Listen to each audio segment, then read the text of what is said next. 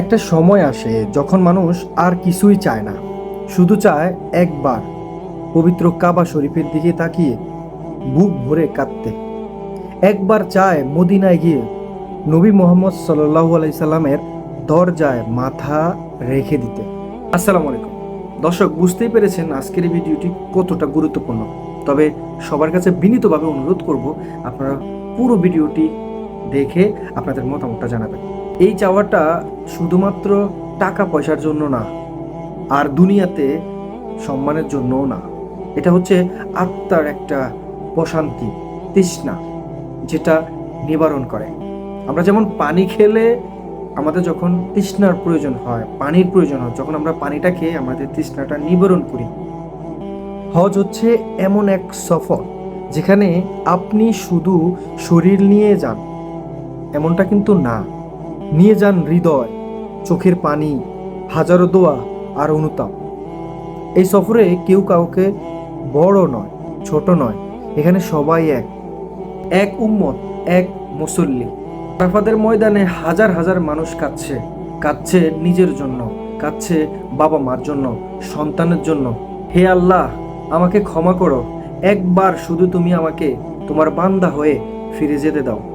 এই কাদাগুলো কারো দেখানোর জন্য না, এটা আত্মার ভিতরের কান্না, যা কেবল একজন হজ যাত্রী বুঝতে পারে।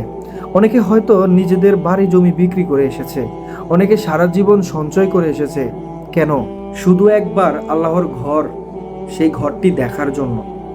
হজে গেলে মানুষ বুঝে এ দুনিয়া কত ঘনস্থায়ী, বুঝে কতটা গুনাহ করেছি আমরা, কতটা অবহেলা করেছি আল্লাহকে।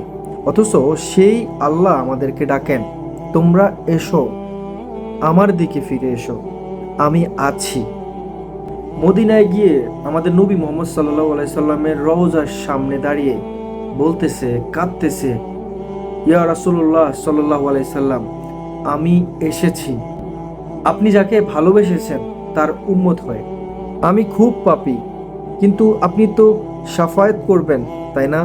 হজ আমাদের শেখায় জীবনের সত্যিকারের উদ্দেশ্য কি। এই সফর একটা ফরজ, ঠিক, কিন্তু এটা কেবল ফরজ না, এটা ভালোবাসার প্রতিচ্ছবি। এটা চোখের পানির সফর। এটা সেই মুহূর্ত যখন আপনি আল্লাহকে বলেন, আমাকে বদলে দাও, আমার হৃদয়টা নতুন করে দাও। হজে যাওয়া মানে শুধু একটা সফর না, এটা আত্মার মুক্তি। যদি ডাক পড়ে তাহলে আর দেরি করবেন না, জীবনে বারবার সুযোগ আসে না। আল্লাহ সুবহানাহু ওয়া তাআলা আমাদের সবাইকে হজে যাওয়ার তৌফিক দান করুক, আমিন।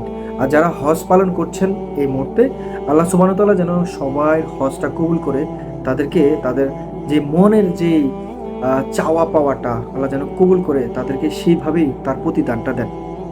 দর্শক, ভালো থাকবেন, সুস্থ থাকবেন। যদি ভিডিওটি ভালো লেগে থাকে, ভিডিওটা বেশি বেশি করে শেয়ার করবেন, চ্যানেলটিকে সাবস্ক্রাইব করে সঙ্গে থাকবেন। ফেসবুক পেজ থেকে দেখে থাকলে পেজ একটা লাইক দিয়ে ফলো করে রাখবেন।